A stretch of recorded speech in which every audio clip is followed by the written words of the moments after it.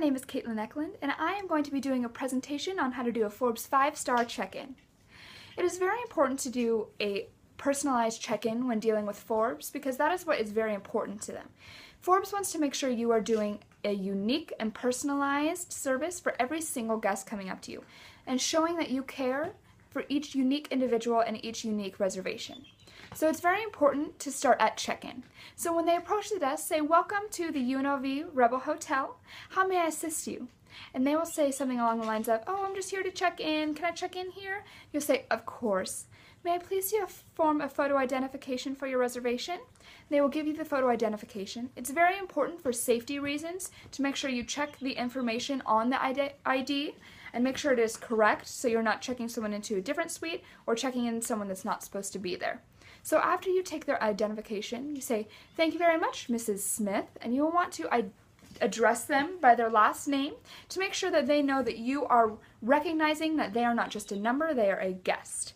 And when you do this, you will then confirm the nights of their stay. "Well, I see we have you checking in today, staying for 3 nights, checking out Monday the 30th. Does that sound correct?" And they will either say yes or no. If they say no, we were supposed to stay till Tuesday or Sunday. Make sure you're very apologetic and you will switch that for them immediately. "Well, Mrs. Smith, now that we do have you checking out on Tuesday, it looks like we have you staying in a 2-bedroom penthouse suite."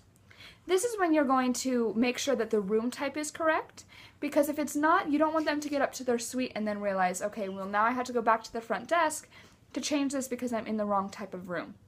So you just handle that at check-in. They'll say yes, of course, or no. Again, if it is the wrong type of room, you'll want to change that for them. Be very apologetic and be very quick about how you're doing this.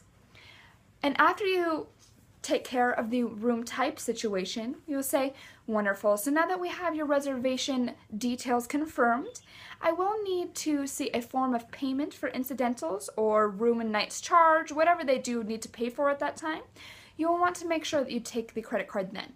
It's important that you don't ask for the credit card at the same time as the ID, because generally if you were like, "Can I see your form of identification and your credit card?" you're just treating them like a number. You're not treating them like a person. You haven't talked to them yet. You haven't asked how their travels were in yet.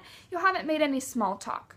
So you're going to want to take the credit card later on in the reservation so they feel more like you are handling them as a person and not as a number. So that you will take the credit card information and ask, "Is there any other names you would like on this suite? Because if you need to get keys at any time, we will need to see the photo identification. If their name is not on the room, unfortunately we will not be able to issue them IDs, and this can cause a lot of trouble to you if you have to come get the IDs for this guest." And they'll say yes or no, and we would like them to be able to charge to the room also. You'll take all that information down and you can put that in after they are done with the check-in because you want to keep the check-in a very short time. No one wants to be at the front desk for 15-20 minutes. Generally 5 minutes is the time that guests are like, "Wow, that was a really great check-in. They did that very quickly for me." So you're going to want to do that in a very short amount of time. At this time, you will tell them about all the amenities you have to offer.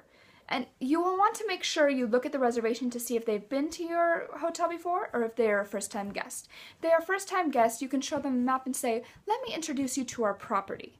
Right here is where you will access our restaurants. This is the main casino floor, and this is where you can access our pool and spa." You make sure you ask them why they are there, because if they're there for business, you can point out the convention center or the business center and tell them about the amenities that those have to offer.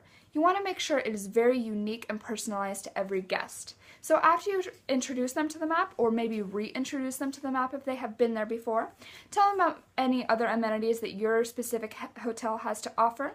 "Well, we have complimentary coffee for you, we have complimentary newspapers for you," and then they'll say, "Wow, great, that's wonderful. Say, is there anything else we could do for you during your stay?" And they'll say, "No, I think that's great. Well, did anyone assist you with your luggage today?" Address their luggage, because if they have heavy luggage or if someone did take their luggage and they don't know when to call it down, you're going to want to make sure you address that so you can take care of that for them. And if they do give you a luggage ticket, you will want to take care of that after the check-in also, so they don't have to worry about anything during their stay. And you'll say, "Do you need any other assistance today? Can I show you up to your suite?" And they will say no or yes, and you can just address them in a very great way when they are departing. Just say, "Thank you so very much for staying at the UNLV Rebel Hotel. We are so happy to have you here." And that's a Forbes 5-star check-in. Thank you.